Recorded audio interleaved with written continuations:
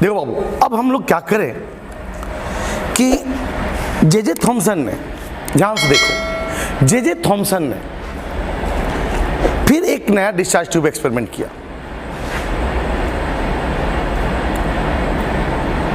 J Thomson ने नया discharge tube experiment किया।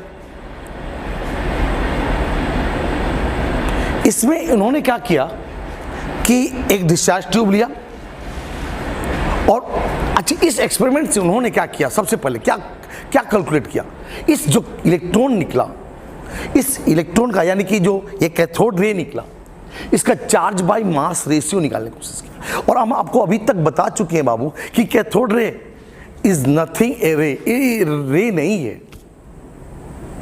ये क्या है, एक निगेटिवली चार्ज पार्टिकल का फ्लो है। अब इस नेगेटिव चार्ज पार्टिकल का जो फ्लो है, इस पार्टिकल को ही उन्होंने इलेक्ट्रॉन बोला। अब उन्होंने सेम एक्सपेरिमेंट किया, कुछ नहीं ज्यादा, कुछ नहीं किया। देखिए यहां पे, लेकिन उन्होंने क्या किया, एक इलेक्ट्रिक फील्ड लगाया और एक मैग्नेटिक फील्ड लगाया। हालांकि ये आपको इसका पूरा कैलकुलेशन नहीं पढ़ना है, अब बस इतना जाना कि चार्ज और मास रेशियो को किसने कैलकुलेट किया, दूसरा इसका चार्ज बाय मास रेशियो होता कितना, बस इसके लिए आपको मैग्नेटिक इफेक्ट ऑफ करंट पढ़ना पड़ेगा 12th में फिजिक्स में, तब जाकर के इसके बारे में समझेंगे। बस इतना ही जान जाए कि चार्ज बाय मास रेशियो किसने कैलकुलेट किया, तो जे थॉमसन ने किया। तो कैसे किया, डिस्चार्ज ट्यूब एक्सपेरिमेंट से किया। तो इसके लिए उन्होंने क्या किया, डिस्चार्ज ट्यूब लिया। देखिए सेम एक्सपेरिमेंट, डिस्चार्ज ट्यूब लिया, यहां पे ये राउंड था। ये डिस्चार्ज ट्यूब में कैथोड रे का डिफ्लेक्शन से कितना डिफ्लेक्ट होता है इलेक्ट्रिक फील्ड से और कितना डिफ्लेक्ट होता है मैग्नेटिक फील्ड से, और इस डिफ्लेक्शन के आधार पर उन्होंने कैथोड रे का charge to mass ratio calculate किया। दिमाग में बैठा लें। अब उन्होंने क्या किया बाबू इसके लिए कि ये डिस्चार्ज ट्यूब लिया था, यहां पे मैग्नेटिक फील्ड लिया और इस मैग्नेटिक फील्ड से फिर इलेक्ट्रिक फील्ड लिया और इन दोनों का डिफ्लेक्शन से, देखिए डिफ्लेक्ट कर गया, ये जाता सीधे इधर डिफ्लेक्ट किया, ये इधर डिफ्लेक्ट किया, और इसका डिफ्लेक्शन के आधार पे उन्होंने चार्ज टू मास रेशियो को कैलकुलेट किया। ये कितना डिफ्लेक्शन होगा, तो बताया बाबू magnitude of negative charge of particle, कितना पार्टिकल का नेगेटिव चार्ज होता है, मास ऑफ पार्टिकल कितना उसका मास होता है, और strength of electric and magnetic field, आप कितना मैग्नेटिक फील्ड और इलेक्ट्रिक फील्ड का स्ट्रेंथ लगाया। इसके आधार पे उन्होंने ये इसका चार्ज बाय मास रेशियो को कैलकुलेट किया, और इसका चार्ज बाय मास रेशियो, इसका चार्ज बाय मास रेशियो दिमाग में बैठा लें, इसका चार्ज बाय मास रेशियो होता है, चार्ज टू मास रेशियो 1.75 या 1.759 इंटू 10 के पावर 11 कूलम पर केजी। अगर इसे 11 कूलम पर केजी या इसी को हम करते हैं 1.76 8 को छोड़ो 1.76 इंटू 10 के पावर 8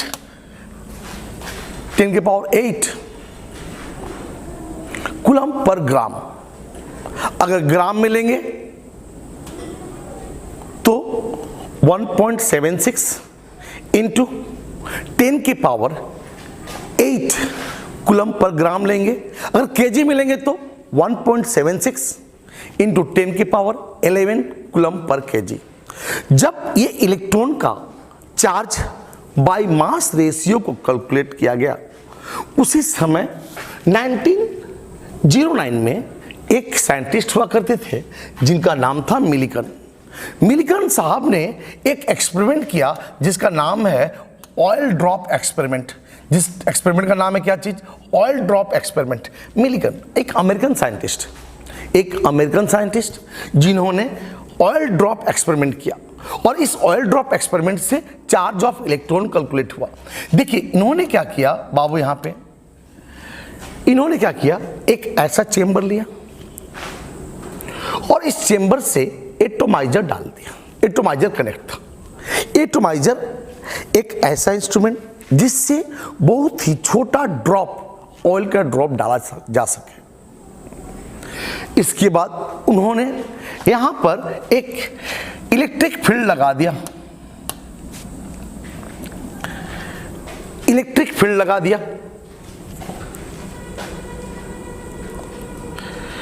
यहां पर निगेटिव इलेक्ट्रिक फील्ड और यहां पर पॉजिटिव इलेक्ट्रिक फील्ड लगा दिया। फिर इसके बाद चार्ज, निगेटिव चार्ज प्लेट और पॉजिटिव चार्ज प्लेट।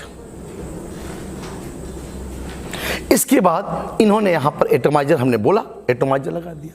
इस ऑयल ड्रॉप का पोजीशन देखने के लिए माइक्रोस्कोप लगा दिया और यहां पर एक्सरे जो प्रोड्यूस, एक्सरे से बम्बार्ड करने के लिए उन्होंने एक्सरे का मशीन लगा दिया। अब इन्होंने क्या किया, एटोमाइजर से ऑयल का ड्रॉपलेट गिराया। बाबू हमने क्या बोला कि उन्होंने यहां एटोमाइजर से ऑयल ड्रॉपलेट गिराया। ये ग्रेविटी के कारण, ग्रेविटी के कारण ही क्या करेगा बाबू, ये ग्रेविटी के कारण आपको तो पता है कि सारा ऑयल ड्रॉप नीचे क्यों आएगा। अब ये सारा ऑयल ड्रॉप नीचे की ओर गिरेगा। लेकिन उसी समय इन्होंने क्या किया, एक्सरे से एक्स किरण को एक्सरे मशीन से एक्स किरण बम्बार्ड करा दिया। जैसे ही बम्बार्ड कराया तो ये एक्स किरण इन जो इस चेंबर के अंदर जो एयर पार्टिकल है उस पार्टिकल से जाकर टकराया और जैसे ही इस एयर पार्टिकल से टकराया तो देखोगे आप कि एयर पार्टिकल से टकराया तो देखो यहां से इलेक्ट्रॉन प्रोड्यूस हुआ, यहां इलेक्ट्रॉन आयोनाइज हो गया, एयर पार्टिकल आयोनाइज हो गया। जब एयर पार्टिकल आयोनाइज हो गया, देखो एयर पार्टिकल आयोनाइज हो गया और वो कहां चला गया, ऑयल के ड्रॉपलेट में। अब ये आपको पता होना चाहिए कि ये ग्रेविटी के कारण क्या हुआ, ये नीचे क्यों गिरेगा। लेकिन उसी समय ये उन्होंने ऑयल का ड्रॉपलेट, अब क्या हो गया बाबू, जो एयर का ड्रॉपलेट था, ऑयल का जो ड्रॉपलेट था वो तो ग्रेविटी के कारण नीचे क्यों आ रहा था। लेकिन उन्होंने क्या किया कि यहां से एक्सरे निकाला और जब एक्सरे निकाला तो एक्सरे से जैसे ही बम्बार्ड किया तो ये चेंबर के अंदर जो एयर था वो एयर से इलेक्ट्रॉन बाहर निकला, किससे, टकराने से, यानी कि एयर गेट आयोनाइज। एयर क्या हो गया, आयोनाइज हो गया। और जब से वो एयर आयोनाइज हो गया और उससे जो इलेक्ट्रॉन निकला वो इलेक्ट्रॉन कहां चला गया, इस ऑयल के ड्रॉपलेट पर। और जब इस ऑयल के ड्रॉपलेट पे चला गया तो ये ऑयल का ड्रॉपलेट अब निगेटिवली चार्ज हो गया। अब उन्होंने क्या किया कि अब तो ये नेगेटिव चार्ज हो गया, लेकिन आप तो जानते हो कि ये ग्रेविटी के चलते ये चार्ज पार्टिकल है तो नीचे क्यों आएगा। अब इसके बाद उन्होंने पॉजिटिव फील्ड लगा दिया। जब पॉजिटिव फील्ड लगाया तो क्या होगा, ये नेगेटिव चार्ज पार्टिकल ग्रेविटी के कारण नीचे जाएगा और इस फोर्स के कारण ये ऊपर की ओर जाएगा। अगर ये फोर्स बहुत ज्यादा स्ट्रांग हो गया तो ऊपर की ओर चला जाएगा, ग्रेविटी ज्यादा स्ट्रांग है तो नीचे की ओर चला जाएगा। अब इसके बाद उन्होंने क्या किया, उसको बैलेंस किया और बैलेंस करके उसको हवा में लटका दिया और हवा में लटका करके बाबू उस हवा में लटका करके उसका उन्होंने मैग्नीट्यूड निकाल दिया, कितना ऑयल पे एक्सपेरिमेंट है, वो क्यों, उस ऑयल पे कितना चार्ज है उसको कैलकुलेट किया। वो ऑयल पे चार्ज था, ऑयल का पे चार्ज होता है Q बराबर NE, Q number of electric charge, Q magnitude of electric charge और N ये नंबर है। अब इस Q को टोटल इलेक्ट्रिक चार्ज में इस N से डिवाइड कर देते हैं, नंबर से डिवाइड कर देते हैं तो हमारा एक इलेक्ट्रॉन का चार्ज निकल जाता है और एक इलेक्ट्रॉन का चार्ज होता है 1.602 गुणे 10 के पावर माइनस 19 कूलम। एक का कितना चार्ज होता है बाबू, जब Q NE। अब इस पे चार्ज कितना निकल जाता है, इलेक्ट्रॉन का चार्ज 1.6 इंटू 10 के पावर माइनस 19 कूलम। यानी कि हमने क्या किया, इलेक्ट्रॉन का चार्ज को भी कैलकुलेट कर लिया। इलेक्ट्रॉन का चार्ज कैलकुलेट कर लिया बाबू, इलेक्ट्रॉन का चार्ज कैलकुलेट कर लिया 1.76 और इलेक्ट्रॉन का चार्ज बाय मास रेशियो भी कैलकुलेट कर लिया 1.758820 या हमने क्या बोला 1.76 इंटू 10 के पावर 11 कूलम पर केजी। अगर हम यहाँ 11 रखते हैं तो पर केजी, यहाँ 8 रखते तो पर ग्राम। तो यहाँ पर क्या बात हुआ कि हमने आपको बताया कि जे थॉमसन ने charge by mass ratio calculate किया, फिर charge by mass ratio calculate किया, फिर इसके बाद charge by mass ratio calculate किया, और फिर इसके बाद ये मिल्कन साहब ने चार्ज ऑफ इलेक्ट्रॉन कैलकुलेट किया। और ये दोनों चार्ज ऑफ इलेक्ट्रॉन जानते हैं, चार्ज बाय मास रेशियो जानते हैं और चार्ज ऑफ इलेक्ट्रॉन जानते हैं, तो क्या इसका मास नहीं निकल जाएगा? और इसका मास निकल जाता है, इसका मास निकल जाता है, चार्ज को अगर E बाई एम से डिवाइड कर देते हैं तो E से ही कट जाएगा, ऊपर m चला जाएगा, और इसका m आता है 9.1 या 9.1 ही करेंगे ना, 9.1 इंटू 10 के power minus 31 kg, 9.1 into 9.1 into 10 के पावर माइनस 31 kg। अब बात हुई बाबू, बात हुई कि जब हमने क्या किया, कैथोड रे का डिस्कवरी किया, कैथोड रे के डिस्कवरी के बाद हमने क्या किया बाबू कि जे थॉमसन ने कैथोड रे का कैरेक्टरिस्टिक को स्टडी किया। जब कैथोड रे के स्टडी से पता चला कि कैथोड रे भाई रे नहीं है, ये नेगेटिव चार्ज पार्टिकल का फ्लो है, उस फ्लो का नाम है उस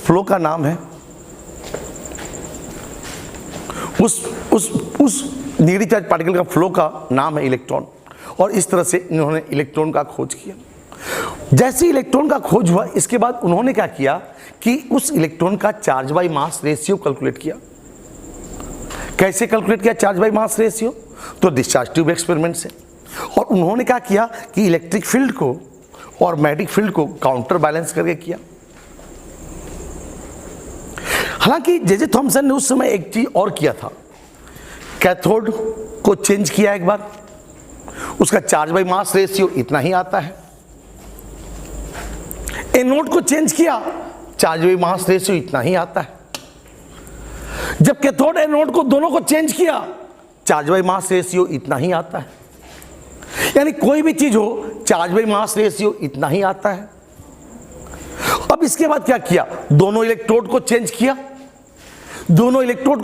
और उसके अंदर गैस को भी चेंज कर दिया, तो देखते चार्ज बाय मास रेशियो इतना ही आता है। यानी चार्ज बाय मास रेशियो कुछ भी बदल दिया जाए, कैथोड को बदल दिया जाए, एनोड को बदल दिया जाए, गैस ऑफ द मीडियम को बदल दिया जाए, तो कुछ भी बदल दिया जाए तो उसका जो वैल्यू है वो चेंज नहीं होता है।